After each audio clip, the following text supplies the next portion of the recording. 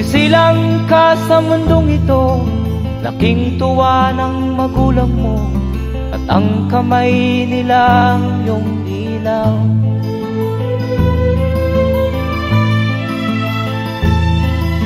At ang nanay at tatay mo'y di malaman ang gagawin, minamasdan pati pagtulog mo.